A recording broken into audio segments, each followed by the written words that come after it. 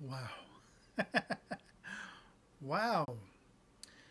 Um, I didn't think this show could get any more fucking absurd than we've already seen. And boy, was I wrong. Hey there, cats and kitties. I am the Blues Man, Johnny Blues, coming at you live. Talk about episode 6 of Ousama Game, the animation, or the King's Game, the animation, whatever you want to call it. Shit Show is a perfect name for it as well. I actually gave this show too much credit in my last episode discussion video, talking about where we ended the previous episode. I said, you know, they're probably trying to give you the impression that, oh, Ria had caught up with Nobuaki and you know, had gotten the girl's phone, and that's who was picking the phone up. We don't see or anything like that. But it was probably something innocuous. It was probably Naoya, the Marty McFly looking kid who's Nobuaki's best chum, you know, everything like that. And no, this show didn't even bother to go for the misdirection. It was Ria. I don't know how she followed Milwaukee there, but it was her. It was just her. You know, you got that impression, not as a misdirection, just for the simple fact that, oh, it was her. Surprise, surprise. And, you know, joy. So we actually finally call back to the modern segments in this episode again a couple of times. Nobuaki is still relating all of this backstory to Kenta and the other chick, and you know, it's crazy because most of this story is being told while they're in a taxi. I can only think what in the hell's going through the driver's head, hearing all of this shit being doled out by Nobuaki. You know, like, I would want the hell out of that cab, is all I know. So it just gets goddamned all kinds of absurd. The text comes down, oh, one of the classmates has to roll a die. And whatever number it lands on, that person who rolled it is subsequently going to die. But they also have to choose that many other classmates to die. Okay, so Ria ends up calling everyone together, which she then shows up to this meeting late. And we have these two guys. One is this brutish, you know, like if you've ever watched a TV show or a movie that's supposed to be taking place in like middle school, high school, whatever it is, and there's like everybody in it looks like they're in their 30s or 40s.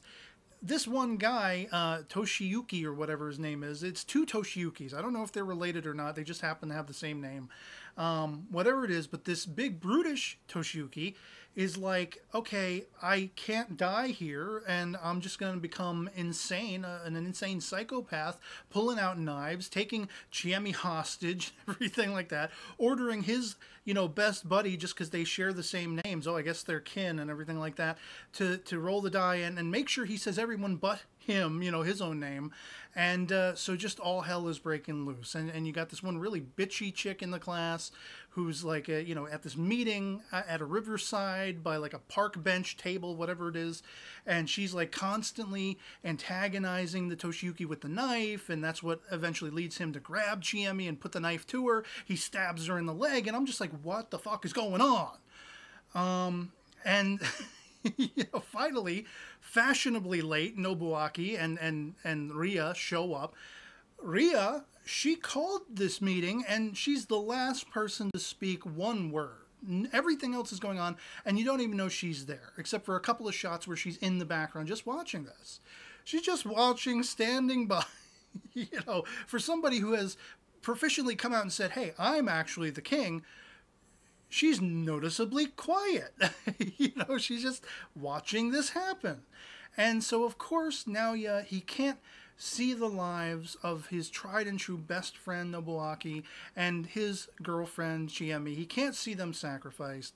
So after some long-standing, pointless debate, where it's just like, it's just wasting time with this Toshiyuki guy taking her hostage and all this shit, you know, Nobuaki's going to do the deed. He's going to roll the die, but now he's like, and he grabs the die. And I gotta say, I was actually kind of moved to being aggravated that Naoya had to sacrifice himself. This is the first sacrifice, like, since the rock and roll kid in episode 2 or 3 or whatever it was, that it actually got me somewhat emotional. I'm like, oh shit, this really fucking sucks. I don't want to see Naoya die. He's an innocent. He's my little Marty McFly. You know, no, don't kill him. But he rolled the die, And so he was set to die. But not before naming names. And because this Toshiyuki guy had Chiemi by the throat with the knife and everything, you know, it's by his command that all these other kids end up dying. He's orchestrating it. You know, he's calling the shots, even though it is Naoya having to do it. One girl tried to kill herself, tried to slit her own wrists. She's in the hospital, so she's the first to go. Because it's like an easy out, you know. And another kid is like the one who made that suggestion, telling Naoya, why don't you name her? Because she's already in the hospital. She's probably going to, you know, die anyway. It's an easy out. Well, Naoya incredulously calls his name inadvertently, and suddenly he has to be decapitated. And the most nauseatingly hilarious sequence then plays out where his head does a complete 360-degree turn, him grunting and he should be dead, right? But when his head finally aligns right to the front again, he's like, oh, it went right back to where it was. I guess I'm okay. You know, and then his head flies off. After spinning around that much more like a record. And I'm just like,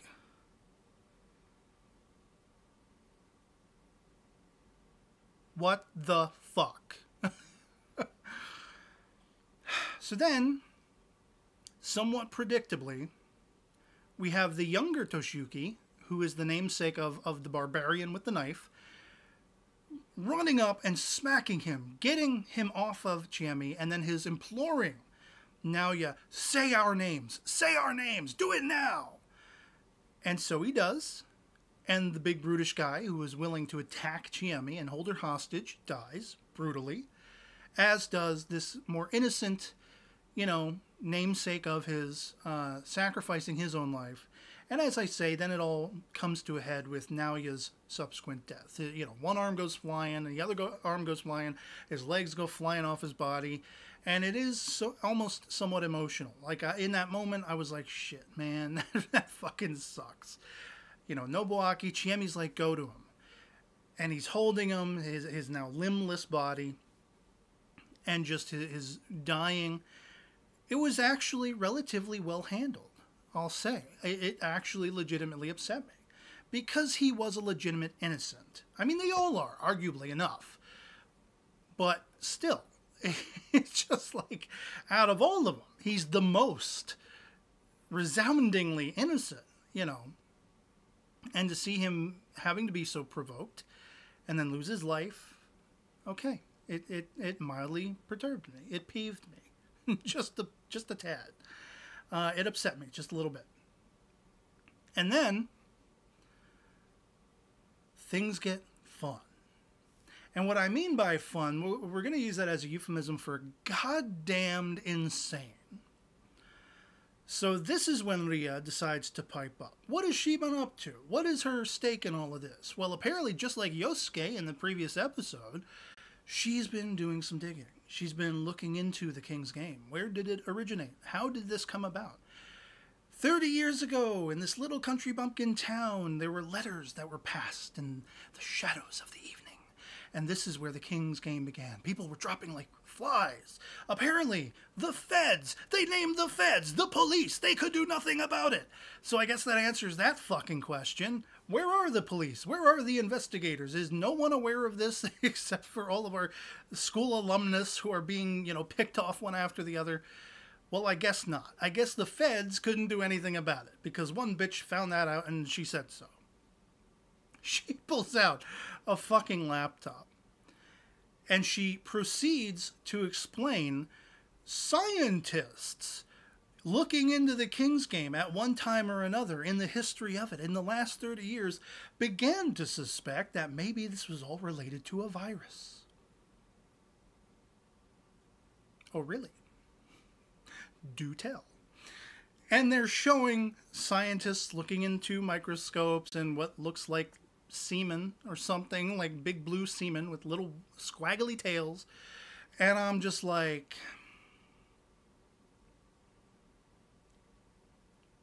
I got nothing. I got nothing. Oh, it might be a virus. A virus is doing this to people. A virus, I don't know, has a Mobile One, Sprint, Verizon, mobile account and is texting people to kill them? A virus? Oh, but no, it's not necessarily a biochemical virus. It's very possibly a computer virus. Oh, really? Do tell. So she's apparently an A-level class hacker, on par with Ghost in the Shell, and she's created an antivirus to wipe out the King's Game virus.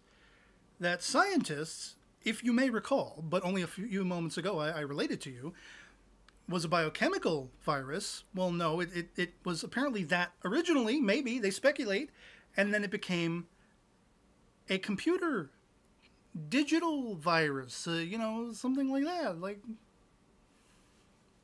did somebody's blood spill on the keyboard of a laptop? Is that how it was transferred? Somebody fuck a computer? I don't know. Your guess is as good as mine. So then, I mean, that's enough of a reasoning, I guess. But we're not done yet. Because, well, you see, the way it's probably utilized is through post-hypnotic suggestion. And she goes on to explain, again, do tell, that the OneNote messages people have gotten that have been saved onto the mobile devices of all the people who are getting the King's Game texts is probably a pseudo-suggestion that is implanted in the psyche of the people who will then be ushered into playing the King's Game. An autonomous AI.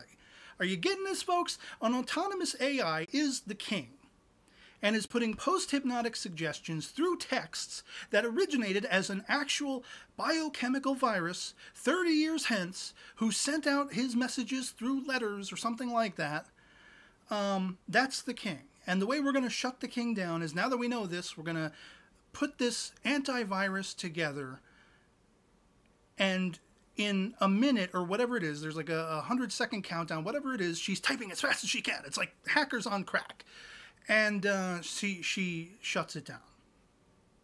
Or so she thinks. Because no, she didn't shut it down. Apparently there is a little bit more to it. Who would have thought? Who would have thought there'd be a little more to the King's Game? Well, I don't know what that more is exactly, because we don't get any fucking answers.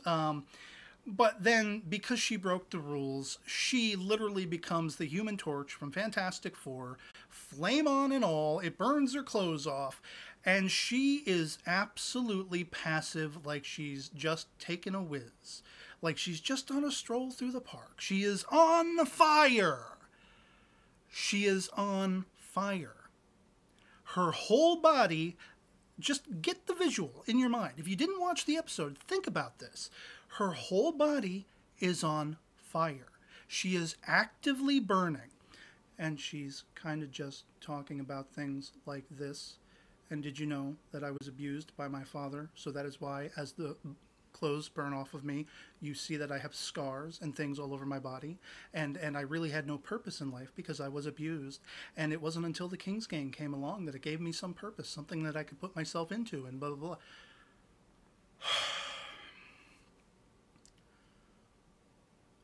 So she's on fire. And she's talking like she's just taking a shit, drinking some coffee, among friends.